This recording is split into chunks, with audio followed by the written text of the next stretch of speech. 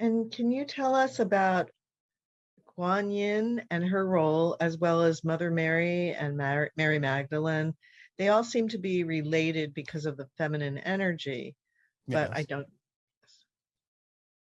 So, Well, again, the idea is paramount to the concept of incorporating and balancing the female energy in your societies, of allowing you to understand the power of the feminine energy and to also incorporate the feminine energy in the masculine energy in a way that allows the power of the masculine energy to not be expressed in a negative way. So again, it's important for the balancing of all energies, male and female, just as it is important for the positive male energy to be balanced with the feminine energy, so that the female representation can express itself assertively, while the male energy incorporating the feminine energy also can balance itself not into aggression, but again, into a statement of assertion, so that it becomes balanced in the center, in the neutral place, as a declaration of who you are fully, as an expression of all that is.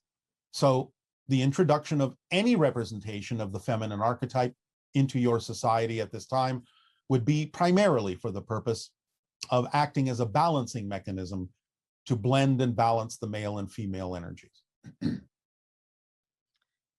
This is why the idea of the Magdalene was the equal opposite, so to speak, of the individual understood as Jesus Christ, and why Magdalene was his primary disciple, and more than that. So together, the two of them are really more representative of the idea of what has, shall we say, been misunderstood as the information shared by Jesus and Mary Magdalene. It should have come as a duality. It should have come as a new form of Trinity. But again, because of the fear-based beliefs in the male energy at the time in that culture, the female part was not accepted due to the insecurities of the masculine disciples. okay. And are there machine-like civilizations such as the ones depicted in films like the Transformers? What sorts of gods do machine-based life forms idolize, if any? And are any of these civilizations curious about humans? Although they don't look like your science fiction representations, there are machine-like civilizations. We have not encountered that many, but we have encountered a few. Many of them are very different from one another. We have not encountered any that, in your definition, idolize anything, for they operate on pure intelligence and understand that they are a part of creation and play a very different role archetypally from many other civilizations that are not necessarily machine-based. Now, again, do understand, of course, that the physical form of even your bodies, even though what you would call organic, are still machine-like. And therefore, the idea of the machine civilizations are not necessarily made out of what you would consider to be nuts and bolts, so to speak, but are formed from different kinds of materials, different kinds of alloys, different kinds of mixing and matching of the understanding of advanced forms of chemistry and polymers and materials you know nothing about yet to represent the physical forms that they take. You would still perhaps perceive them as machine-like, but perhaps, and again, not identical, but a closer representation of something that would be considered machine-like and yet nothing like your representation of the Transformers would be the representation depicted in your science fiction film AI at the end. Yes. A very advanced sort of robotic machine-like form, but also representation of a kind of different form of organic or organism. You may not even recognize it as machine-like. Now, some function on a level that you might say is quasi-machine-like, more of an energetic structure, more of a structure of light, but still not organic in the way you understand it, and therefore might qualify as a machine-like civilization, since it is functioning off of organic patterns of solidified light. Wow. Did the Greys from the parallel Earth ever meet any of their God archetypes in person once they collectively started to raise their vibration? And how did that happen with beings that have little capacity for emotion, to feel emotion? You can perceive archetypes without necessarily reacting emotionally. Now, do remember that the Greys are mutated humans from a parallel version of Earth. So certainly in their own culture and in their own history, they understood the idea of archetypal energy. But by allowing themselves to suppress or turn off the idea of the emotional component of their society in order to function more efficiently in the creation of the hybridization agenda that they knew they required to save their civilization, they did encounter a new and different kind of archetypal energy, which is what you're experiencing now in your culture as the archetype of the extraterrestrial, the archetype of the other, the archetype of that which is different than you on a grand scale, on an expansive scale. So they did encounter that energy when they became a collective hive mentality. But again, they didn't need to have an emotional reaction to it. They simply recognized it as a pattern that they had now chosen to represent physiologically in their society. In other words, they physicalized the archetype of the other. I see. In Sedona in September 2015, an unknown entity interrupted you with the following message. You are being joined by a new consciousness that will be the first seed of the sixth hybrid race that will ultimately lead to the seventh. Your comment about this announcement was that what you experienced was the beginning of a new archetypal energy coming into our system that has never been here before. The archetype of the extraterrestrial itself. Can you explain that any further and what this is all about, being joined by this energy? Well, in some sense, I just did explain it. The idea is that you open up your consciousness to the idea that you are not alone, thus allowing you to start tapping into the vibrations of the archetype of the extraterrestrials that will eventually be experienced by you through open contact. So you have allowed yourself to arrange a portion of your collective consciousness in a fashion that is now capable of being communicated with, that specifically represents the idea of contact with those that are other than you, with extraterrestrial and extra-dimensional beings. It is something that has now taken its place among the archetypal levels of your collective consciousness and provides a conduit through which we can come to communicate with you more clearly, more openly. So we are taking advantage of the fact that you have finally allowed yourself to create a conduit that is specifically representative of communication with all of us and allows you to be able to start experiencing your connections to the cosmos in a different way as part of a galactic family. It's exciting. Yes. This question is, why does God and consciousness exist at all? Is there any kind of satisfying explanation for the miracle of all of this? I know it's outside of time and space, so it doesn't make sense to ask where it came from or how it started, but really, how can all this be possible? Did something create God? Who created it? And so on. Is it the turtles all the way down, as they say? Yes, it is the turtles all the way down, all the way up, all the way sideways, all the way in every single direction. Even the question why is similar enough to the idea of, well, when or how or where. Is there a beginning? Is there an ending to God? No, it just is. So even asking why makes no sense, because the question why exists within all that is. It is not a question that all that is subject to. It just is. It is because everything else is not. That's the only answer we can give you. Hi, Bashar. My name is Cheryl. I live in Cheyenne, Wyoming.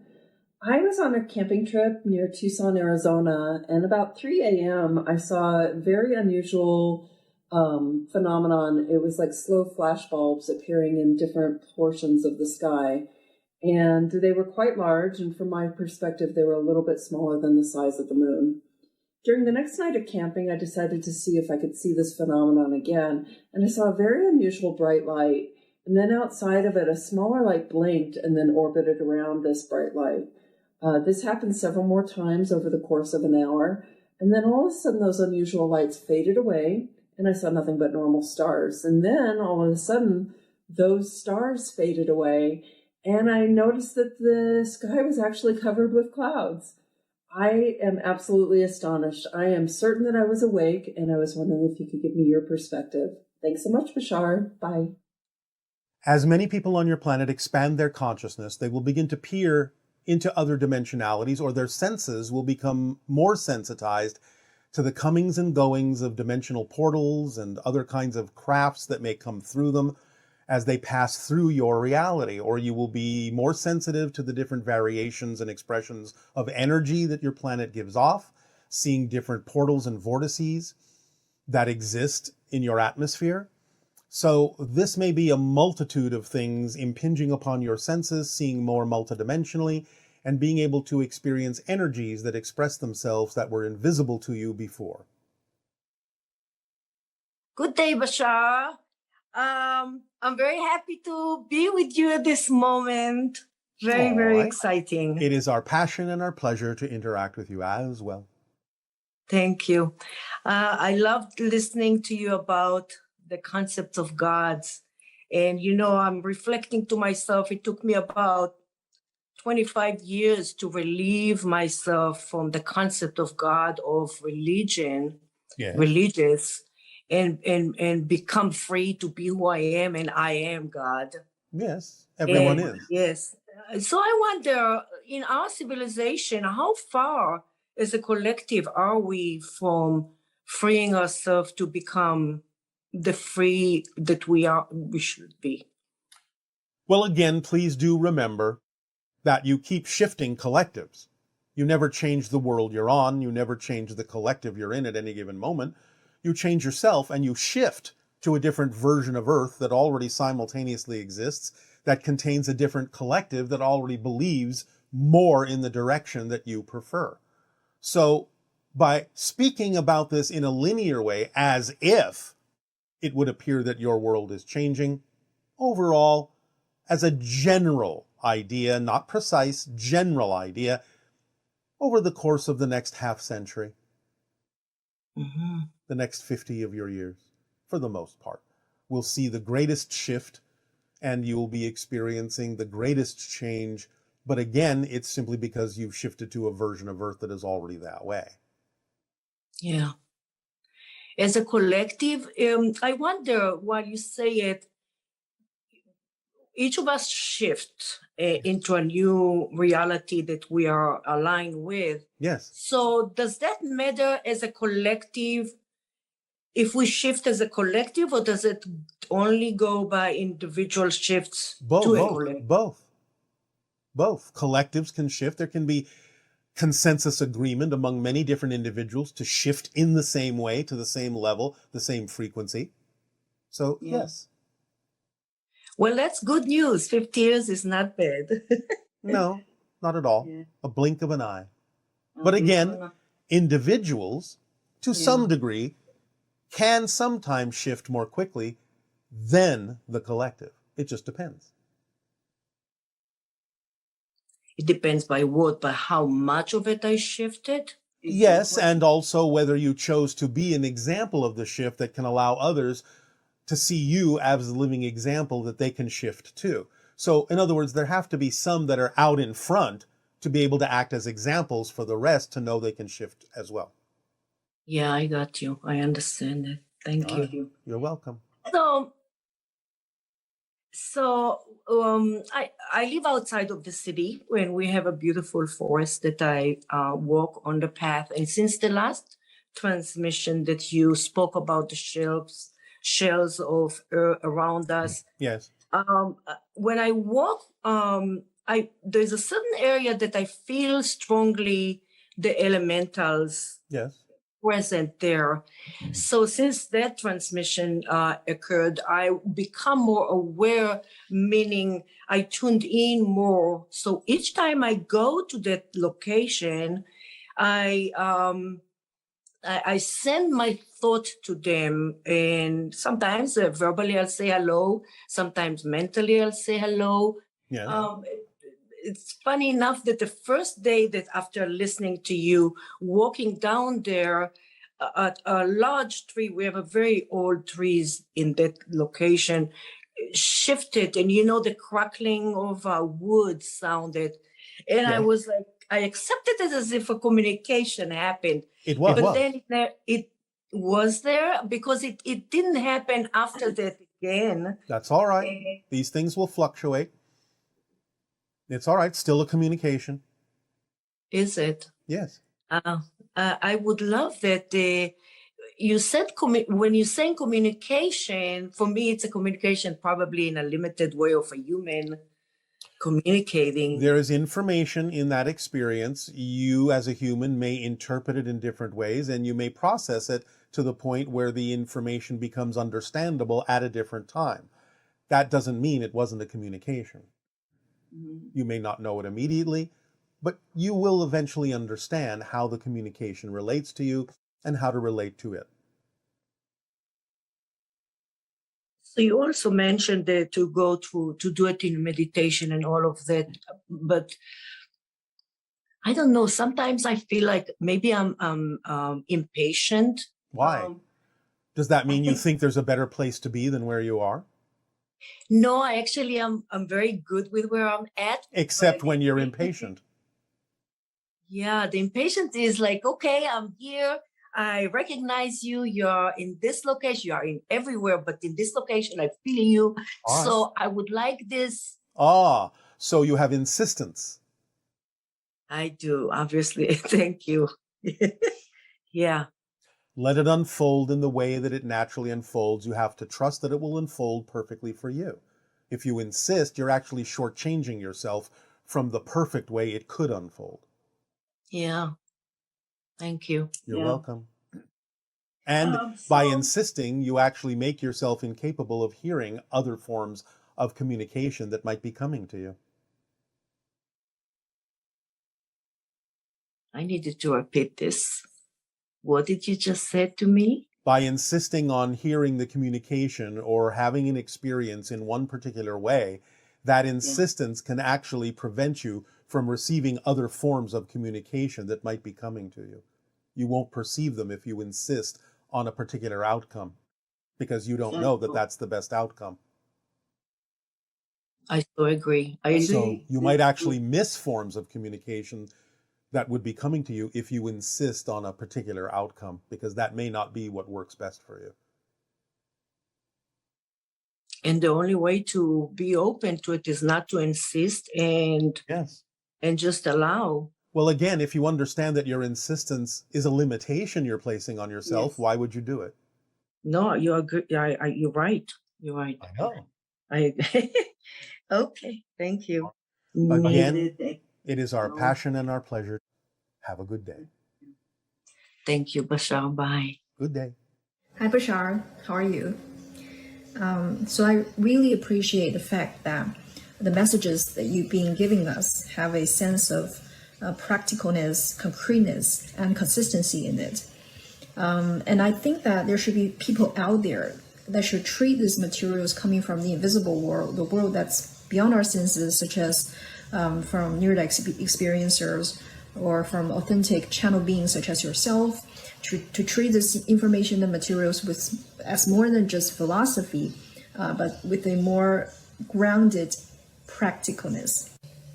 So my question to you is, if we are to study this information as a subject matter, for example, the mechanism that you described about the higher mind and physical mind interaction, things like that, how can we study it?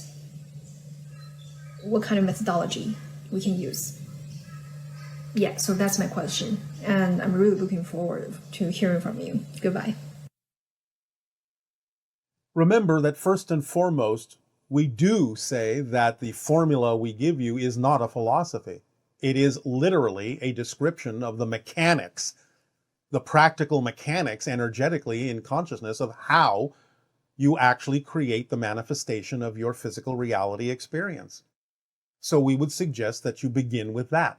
A complete understanding of the instruction manual that describes the structure, nature, and mechanics of how you use consciousness to create your physical reality experience will inform you about any other practical way to relate to any philosophical or metaphysical concept, because you will already understand the basics as a framework against which to compare and examine any other philosophical and metaphysical concept to see how it relates to that physical, mechanical, practical framework. And the things that don't match it, that don't fit in that framework, you can understand as mythological chaff, so to speak, as a misunderstanding or an outdated definition that simply isn't really representative of the actual mechanics of your consciousness. This is coming in the near future, given by the channel as the unified theory of metaphysics, providing a framework to understand metaphysical concepts as the physics of consciousness. Therefore, when you understand it all as the physics of consciousness, then you will understand how it practically applies to the creation of your physical reality. Hi. Good day. Hi, Bashar. Good day. Good day. Bashar, can I ask you, first thing is, are we still in the eye of the needle? Yes. As I said, this will progress all the way into and through 2023 to prepare you for letting go of things that you don't need anymore, to streamline yourselves so that you can be more yourself and pass more easily through that particular energy tunnel, and prepare yourself for the beginning of the window of open contact. So yes. Okay. So it's good to know, because it seems like this year has been even more challenging. Yes. At least Well, personally. you're in the and- center of it. Yeah. Okay, so I guess just keep letting go. Yes. Keep examining yourself, keep investigating with honesty, know yourself, let go of those things that truly are vibrationally not compatible with you, that don't serve you. Be yourself more. Follow the formula more precisely, more often. That will accelerate you.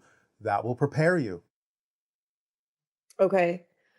And then, Bashar, I have a question. So I can do that.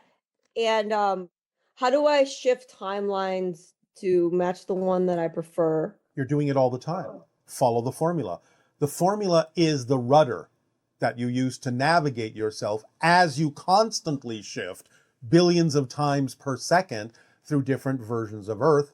And with your hand firmly on the rudder, by following the formula and acting it out as precisely as possible, you are steering yourself in the direction of more and more versions of Earth that are more and more reflective of the vibration that you prefer. So you're already shifting. You don't have to learn to shift. You have to learn to steer. And the way you learn to steer is by following the formula and making it first nature to do so. Got it. I just came back from Guam like a week ago, and it's been kind of challenging to adjust back, and I'm not Yeah. sure why. Is it? Well, because you are expanding yourself and not coming back as the self you were. You're coming back as a different self.